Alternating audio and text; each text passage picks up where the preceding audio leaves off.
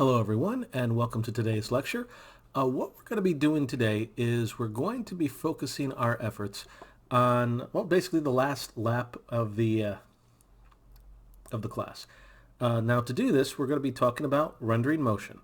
Now because everyone's going to be working on different machines, I feel that we're going to be focusing our efforts in Playblast type of renders. Now what this basically is, it's a method that Maya can do that will allow the user, which is going to be you guys, to render something very quickly for the purposes of motion tests. And again, at bigger animation studios, it would be used for dailies to make sure that the animation was working well and so on.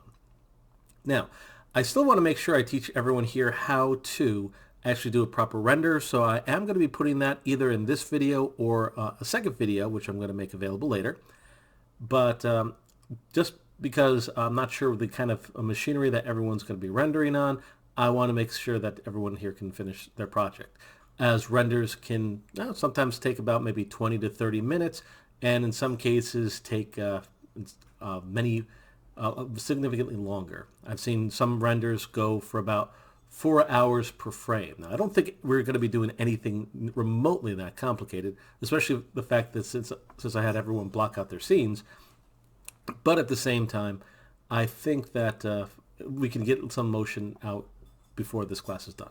Now, in terms of the topics, again, we're going to go over Playblasts, putting them into After Effects. So a little bit of After Effects review for those of you who've taken that class, and how to render out the video. So that's mostly going to be focusing on video 1.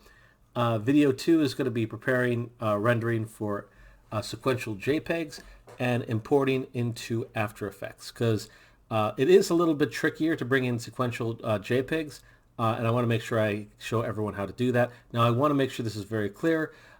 Doing a proper render is going to be optional. If you can do that, it will be taken into consideration, but again, since it can take a little time to actually render this out, on machines that might be a little bit on the weaker side compared to what we had in the computer labs, I want to make sure that everyone will have the same chance.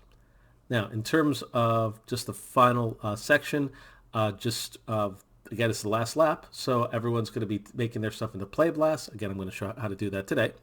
And just make sure you put it into After Effects or a video editor of your choice if you don't have access to After Effects, and then render out the video so that it can be seen.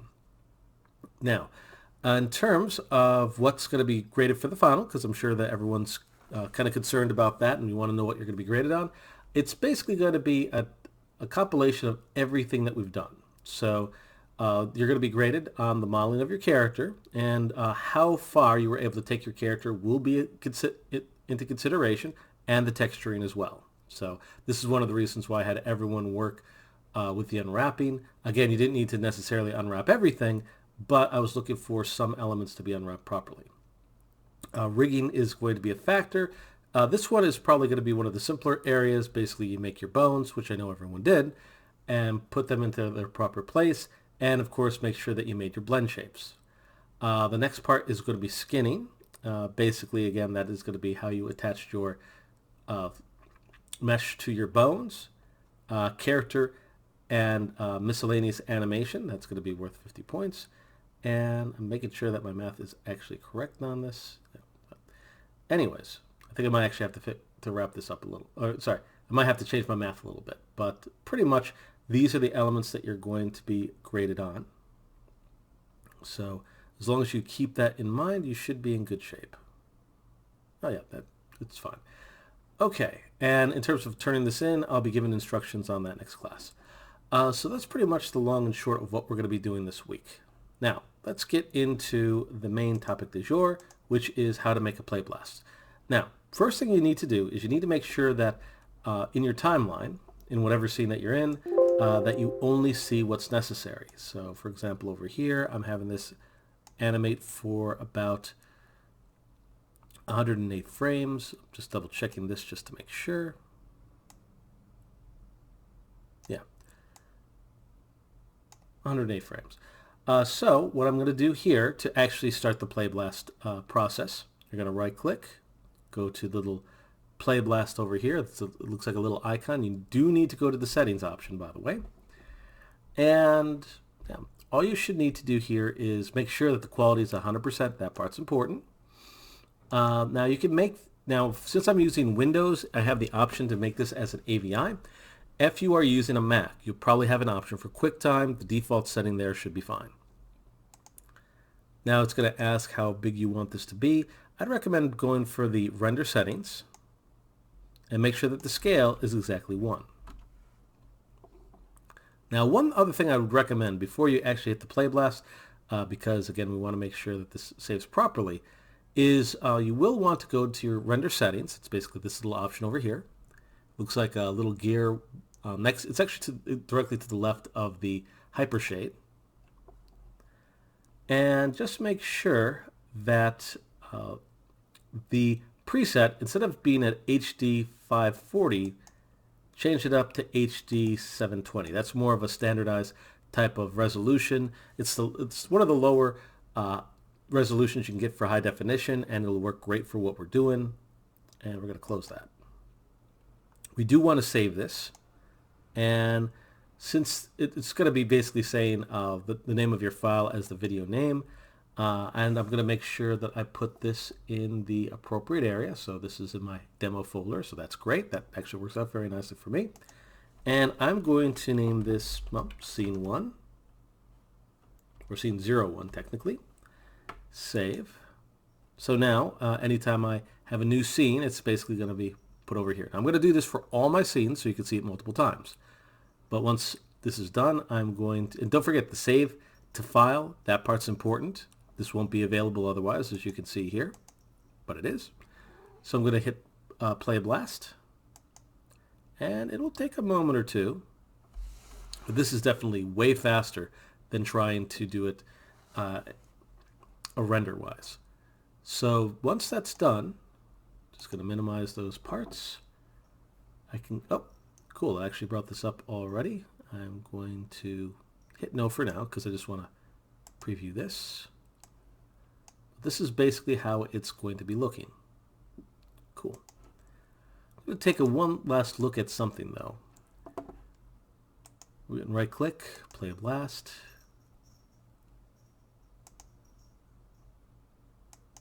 I went from render settings, and yeah, then you should just have to hit apply. Now you can put encoding if you want to. There's really no point in doing it quite at this time. I believe it should be a low enough resolution that we should be okay. I'm just going to double check just to make sure, at least on my end.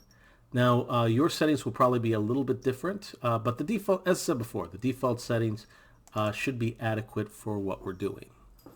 But by default, it does put your stuff in the movie folder.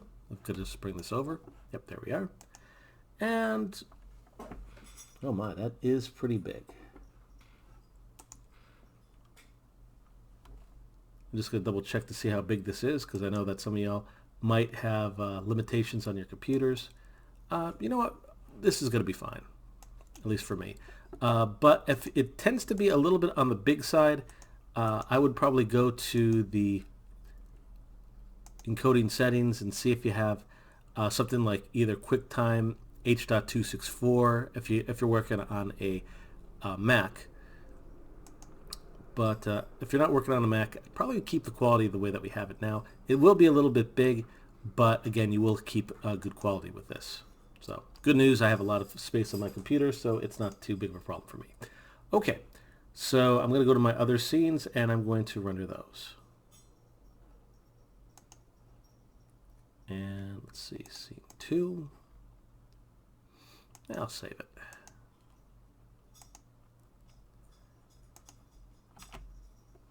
And right click, Playblast. I'm going to do this a couple times, just a little warning. But the good news is it actually kept my settings from the previous file, minus of course the scene area over here, so that's great. I think everything is good. Yeah, so I'm going to hit Playblast again. It'll do a quick little preview of that. And there's my video. Very cool. And again, since I'm not going for any kind of encoding, the fidelity for my scene should be quite high.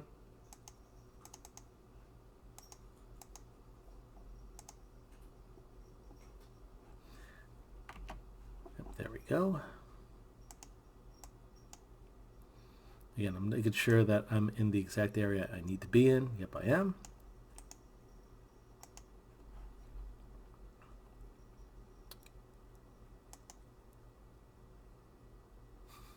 I guess she was really hungry.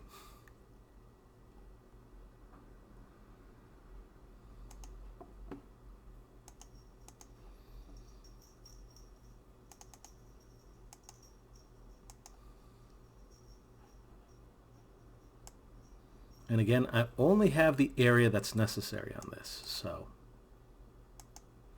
that does help quite a bit. Of course, it helps if you, yep, there we go. So you don't even need to really just focus on the one scene either, as you can see here. I just usually like to do that just to be a little extra safe. So let's see, 5. I don't need to save this. Cool. And I'm going to, once again, right click, Playblast. Yeah, once you have the first one, it actually goes pretty fast. It's one of the reasons why a lot of companies, if they were going to be showing stuff off, animation-wise, they'd create this for their dailies to make sure that that people could see the work that was done. It's quick and efficient, but again, for something that's more of a final piece, you would be actually doing a proper render, and that's one of the reasons why I do want to show you how to do that, in case any of you do have any questions on how to approach that.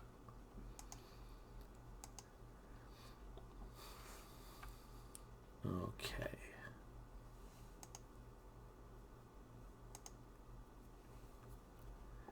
Yep, here she is. Right click, Playblast.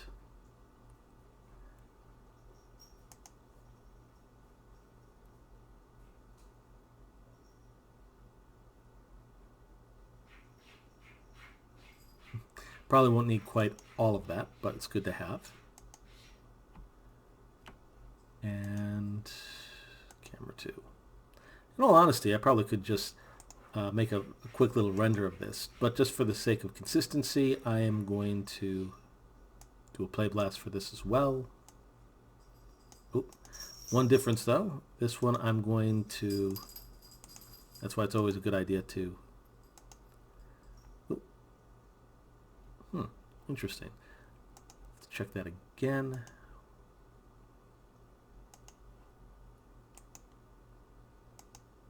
There we are.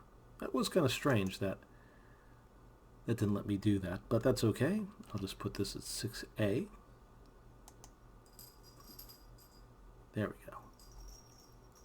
And with that, I have my entire scene done.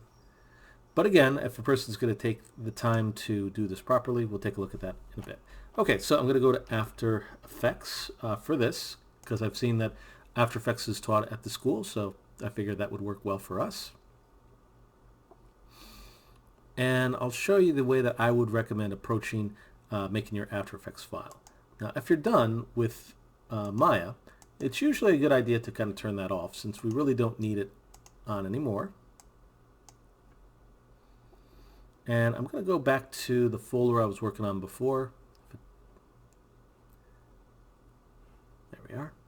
And demo. And yeah. So everything should be in the movies area. Yep, there we go.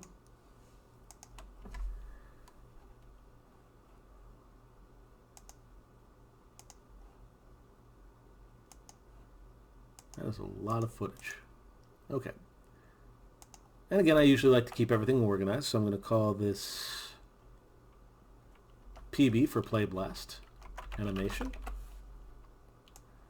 And what I'll do is I'll put these all together. Okay.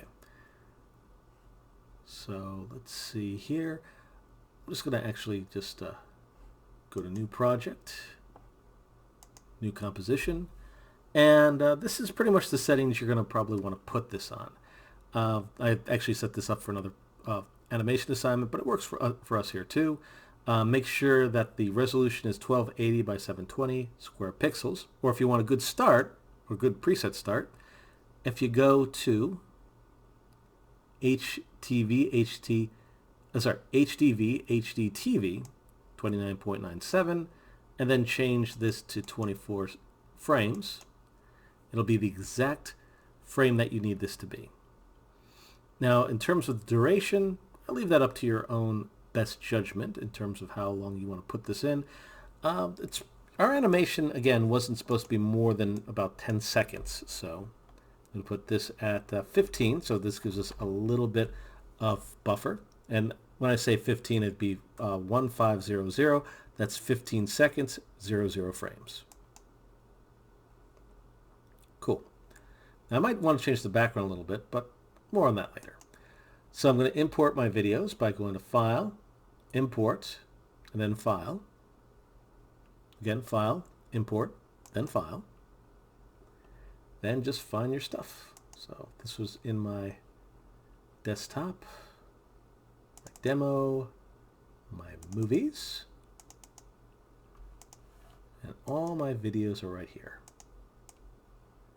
So I could import them all, or I can import them one at a time. I'll leave that to your own discretion. Okay. That seems to work out pretty nicely. So yeah, just for the background, I think I am going to actually change this to composition. I'm going to change the background to black. And the way that I did that, in case you need to see that again, is I selected my comp down here, composition, composition settings. And again, if you need to change anything like the frames over here or the background color or whatnot, all of it can be changed quite easily. Now, I would strongly recommend not actually making the actual video right away. I would recommend adding a little text first as kind of like a intro page. So the way you could do that is very simply make yourself some text, and if you can, think of a neat name that you'd want to give this. So I'm going to call this PB Test Demo. The font could be that of your choice. Let's see. I have this at Arial. Actually, that'll work fine. By John Steffen. And then I could take the alignment and put this more in the middle.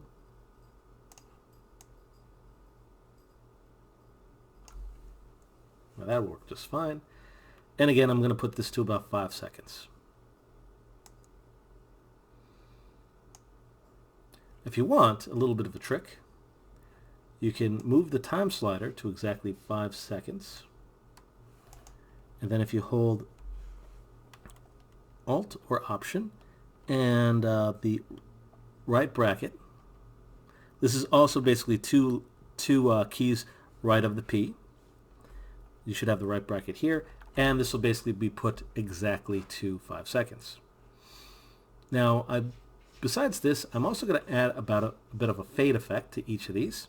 Now you can do this by going to your little drop down over here and transform. Bear in mind that since this was text made in Adobe After Effects, it does have some extra options, but I wouldn't recommend getting too fancy with this. Just add a simple fade at the beginning. It'll basically give your audience a moment to get used to what your animation is going to be done. So basically just adding my keyframe here, going to the very beginning, put that to 0. Now if you want to do an intro page a little different than me, please feel free to do so. I just wanted to show you how you can approach it. Over here I'm going to hit the little add or remove keyframe. This will basically add a key. I'll put this to exactly 5 seconds and just change this directly to 0.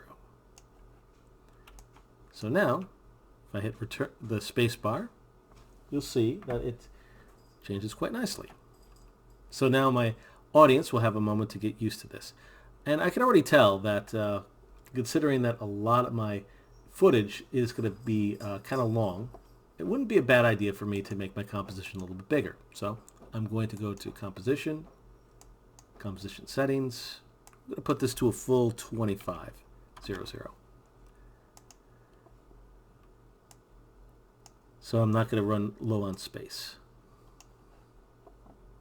And again, as long as you labeled your stuff, next part's going to be quite simple. I just keep on clicking and dragging into my timeline over here.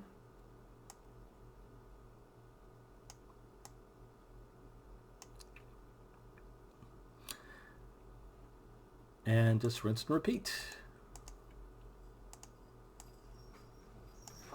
Now you might need to make these a little bit bigger, depending on how big you made it. Like for example, I can already see here that, well, this is why you always double check your resolution, but that's okay. I can still work with this.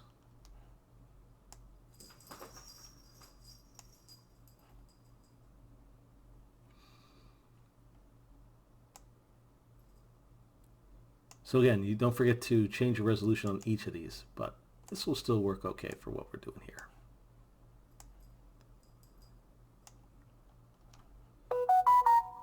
Oops, sorry about that.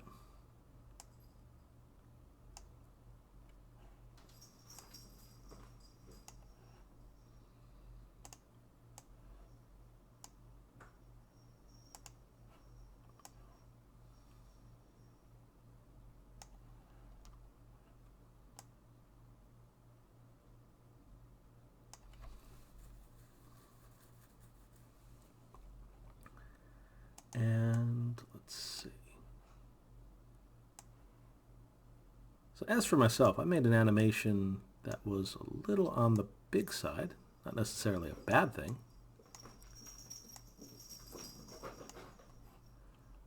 So I'm going to put this composition to a full 3500.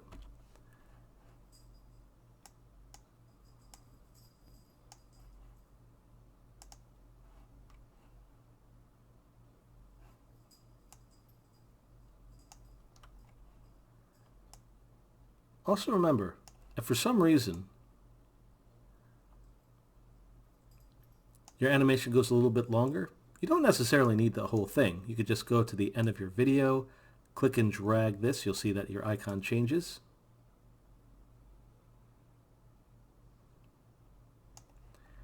That's it. And then let's see here. I think I should have one called 6A. Yep.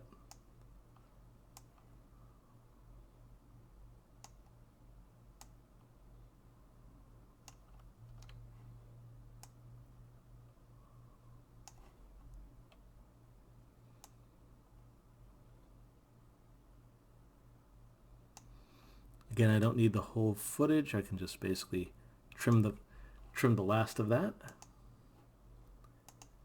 And then I can take in the last one.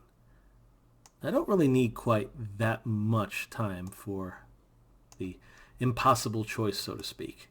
Does she cook or does she order out?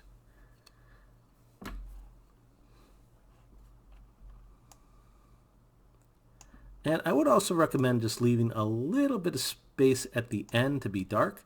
This way you have a chance for your audience to just have this fade to black or put in some credits as well. If you have any extra sound effects and whatnot, this might not be a bad thing to have. So let's take a look at this as a whole.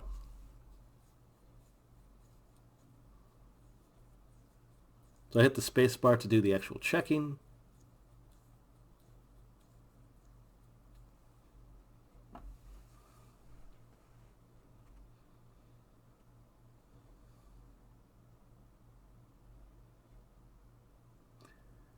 And yep, she's going to the kitchen.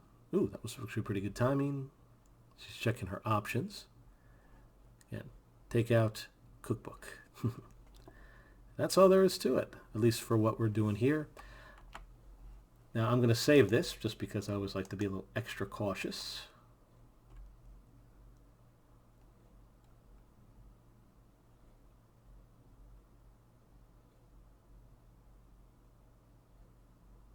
Let's see here.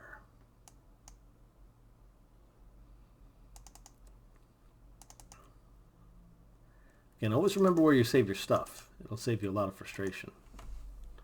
Now remember that the videos are never saved in your After Effects project. This is basically, it basically streams the or streams the videos in here, so they're never a part of it. Because at this point, if it did, this After Effects file would be well over a gig in size, probably even as big as 2. But yeah, the last thing, if we're going to actually make this into something that you could turn in for a grade, we need to properly render this out. So I want to show you how to do that. So with my composition selected, you go to Composition, and there should be an option here that says Add to Adobe Media Encoder Queue. Now, what's going to be important for this is it's going to open up a new software altogether so that you can render this out. Now, I'm going to give you some very specific settings. I'm going to actually get that process started. Just a little bit of a spoiler. It takes a while for this program to load up. There's a good reason for this. It's going to search for every single video encoder in your entire computer. So, obviously, that does take a little bit of time. So if it doesn't pop up right away, then don't worry about that too much, because again, it just takes some time. So at this point, you might want to get a soda or water if you want to drink water, maybe a snack, use the restroom, whatever you need to do. I would do it at this time because it will take some time. And I'm using a pretty souped up computer, so it took that long just for that. So I would assume that it potentially could take even longer for anyone who's not using a souped up gamer computer. But that's fine. Again, it just takes some time. Now, once it finally finishes, which it just did, here are some of the presets that you'll get. Now, if you hit the little drop down that's over here, you'll see a lot of options. The one that you want to choose, the one that I would recommend you choose, because I usually find it gets some good results, H.264 not only makes the videos pretty good quality, but also if a person wants to upload to YouTube, I find that this is one of the faster ways you can approach that. So it'll take a second for this to load up the information. And then once you've actually, once again, hit the drop down, choose H.264, like what you see over here. I would recommend actually going to the middle area over here, but instead of hitting the drop down, hit the text instead. It'll take a second. But there's a good reason why we're going here. We need to check on a couple things, specifically for quality purposes. So first off, just want to make sure that that's the name you want. What you can name this is just final underscore your last name, and that'll be fine. Okay. Now once that's done, step 2, we need to make sure that we have good quality for this. You might have to go down your list until you get to the bit rate settings. If you have the one pass over here, just make sure this is at least at 40. Again, I'm using a PC, so mine might be a little different than yours. If you're going with the 2 pass, it's probably going to look something like this. So this is probably more what you're going to see as a default. Just as long as the number is around 40 or so, the quality should actually be pretty good. But as you can see, the video size potentially will be a little on the big side. So if you do need a different way of uploading this for the final day, I will give you the option for WeTransfer. In fact, I think everyone already knows that. But yeah, this basically is set up here, so that's looking good. We have it at H.264, and we have it named properly, and it's going to the proper folder. So I'm just going to PB Animation. Yeah. This, as long as you know where it is, that's the most important part. Then you hit OK. Then you just hit the render button. Sound is not required for this, but once again, it is strongly recommended as it can help out your entire presentation and such. In fact, there's a couple websites that I will recommend for everyone here. So I'm just going to actually open that up. Now this is going to take a moment or two to render, so really shouldn't have multiple softwares open at the same time, by the way.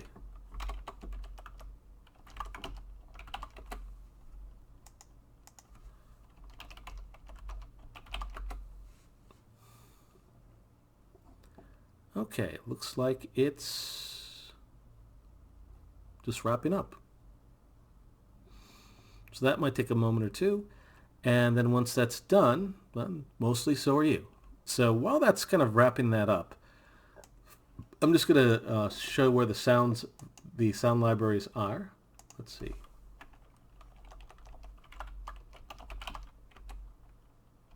Free sound.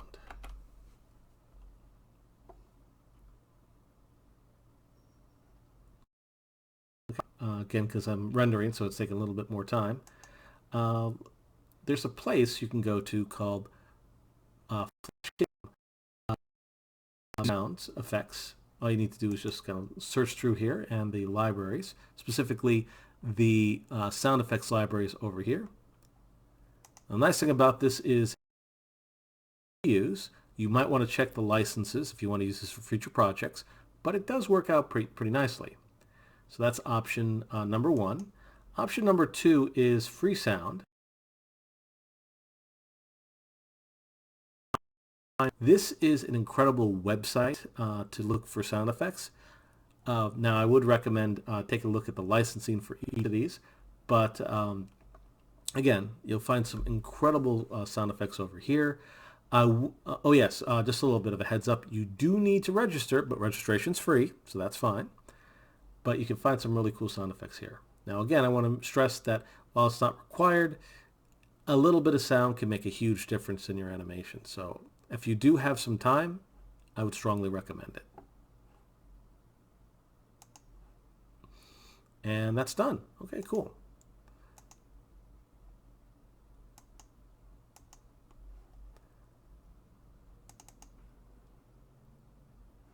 And here it is.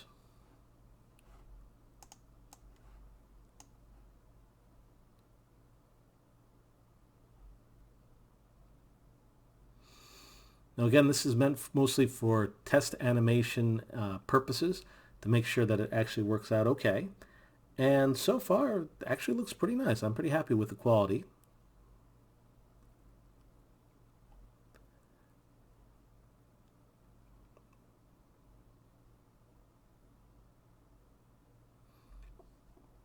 And there we go. And a little bit of a drop off at the end. So if you're looking for what I would be looking for an animation video, this is pretty much the long and short of everything. Oh, nice thing about a video like this as well, the quality, the size of this actually didn't end up being 140 at all. It ended up just being 14 megs for, let's see how long, about 30 seconds worth of motion. So again, pretty good quality overall. And again, it's high definition, even though it's the lowest quality high definition, it's still high definition. So that's basically it.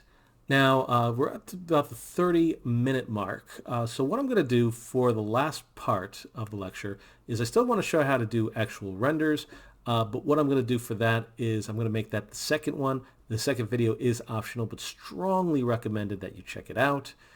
But I will put up the links for